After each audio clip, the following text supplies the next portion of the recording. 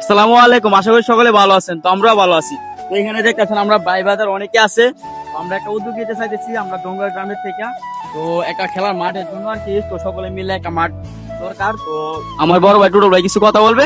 তো টুটুল ভাই কিছু বলো। আসসালামু আলাইকুম রহমতুল্লাহ। আশা করি সকলে ভালো আছেন। যারা যারা এই ভিডিওটি দেখছেন দেশ থেকে এবং প্রবাস থেকে, সকলে আমাদের জন্য দোয়া করবেন, আমরা যেন একত্রিত হয়ে একসাথে কাজ করতে পারি।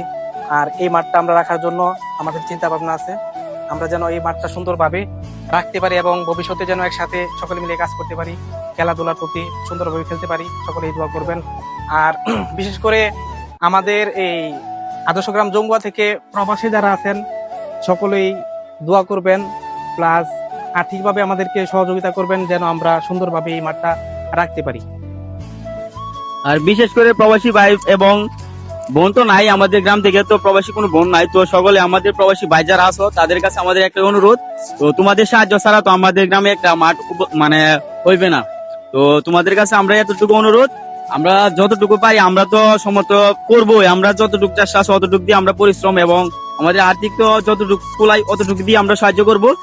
প্রবাসী যারা আছো ভাই তোমরা যতটুকুই পারো আমাদেরকে সাহায্য করবা। যদি মাদক মুক্ত মানে আমাদের গ্রামকে চাও তাহলে মনে করো এই যে আমাদের ছোট ভাই বাজার আছে এখানে, আমাদের পরে যারা আছে আমরা হয়তো থাকবো না 1 বছর 2 বছর আর দেশে থাকবো, তারপর আমরা বাইরে চলে যাবো। এই যে ছোট ভাই বাজার আছে ওরা তো খেলাধুলা করতে হইব, তো একটা মাঠের প্রয়োজন। তো তোমাদের থেকে আমাদের এতটুকু চাওয়া, তোমরা যতটুকু পারো আমাদেরকে সাহায্য করবা। তো তোমাদেরকে আমরা মাঠটা দেখাবো, তো তোমরা দেখো। তো মাঠটা এখানে কতটুকুর মতন হবে টোটাল ভাই? 24 ঘন্টার মতন।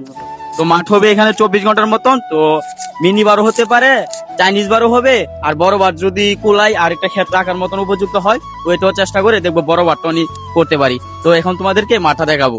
তো গাইস এই যে দেখতেই পারতেছেন, তো এই ক্ষেতটা আর ওই যে কলা ক্ষেতটা, তো এখান থেকে নিয়ে অনেক বড় একটা মাঠ হইবে। ওই যে আমার ভাই বাজারটা ওইখানে দাঁড়িয়ে আছে, আর ওর থেকে আর ওই যে গাছটা দেখা যায় এতটুকু পর্যন্ত একটা মাঠ হইবে, বিশাল বড় একটা মাঠ হইবে।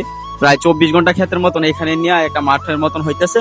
তো আপনাদেরকে আমরা একটা কথাই বলি, যদি আমাদের গ্রামকে জঙ্গা গ্রামকে মাদক মুক্ত করতে চাও তাহলে মনে করো এই মাঠটা আমাদেরকে সাহায্য করবা।